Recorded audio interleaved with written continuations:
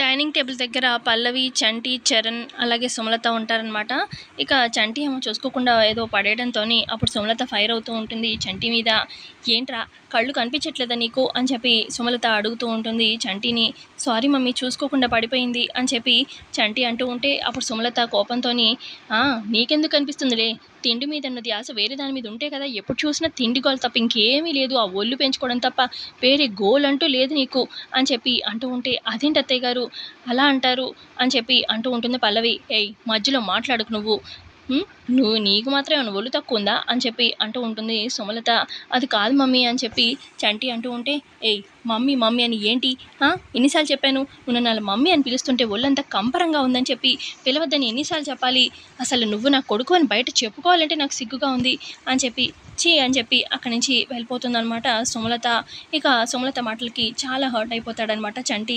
ఆ తర్వాత ఇక చంటి తన గదిలో ఉన్నాడేమో చూద్దామని చెప్పి పల్లవి వస్తుందనమాట. పల్లవి వెనకాలే చరణ్ కూడా వస్తాడు.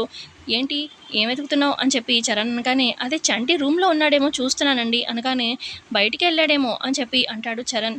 సరే అని చెప్పి చంటి గదిలోంచి బయటకు వచ్చేస్తూ ఉంటే ఇక గాలికి పేపర్ సౌండ్ వినిపిస్తుందనమాట పల్లవికి. ఏంటి పేపర్ అని చెప్పి పేపర్ చూడగానే, ఏమండి చంటి లెటర్ రాశాడండి అని చెప్పి పల్లవి అంటుంది.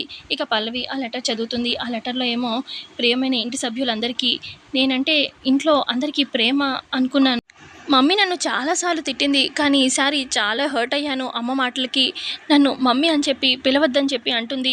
అసలు నా బాడీ షేమింగ్ చేసింది మమ్మీ, నాకెందుకు ఈసారి చాలా బతుకు మీదే ఇంట్రెస్ట్ పోయింది, నాకు చచ్చిపోవాలనిపిస్తుంది, అందుకే చావడానికి వెళ్ళిపోతున్నాను, నా గురించి వెతక్కండి అని చెప్పి చంటి ఆ లెటర్ రాసేసి వెళ్ళిపోతాడు. ఇదేంటి చంటి ఇలాంటి నిర్ణయం తీసుకున్నాడు అని చెప్పి పల్లవి అలాగే చరణ్ షాక్ అవుతారు. ఇక హాల్లో వచ్చి సుమలత వీళ్ళకి చెప్తారనమాట చరణ్ వాళ్ళు, ఇలా చంటి లెటర్ రాసి వెళ్ళిపోయాడు చనిపోవడానికి అని చెప్పి అనగానే సుమలత ఒక్కసారిగా షాక్ అయిపోతుంది. ఇక బామ్మ ప్రసాదరావు ఏమో ఇక అక్కడున్న సుమలతని తిడుతూ ఉంటారు. ఇదంతా నీ వల్లే, చంటి ఇలాంటి నిర్ణయం తీసుకున్నాడంటే నీ వల్లే సుమలత అని చెప్పి తిడుతూ ఉంటారు. సో ఇంతే అండి ప్రోమోలో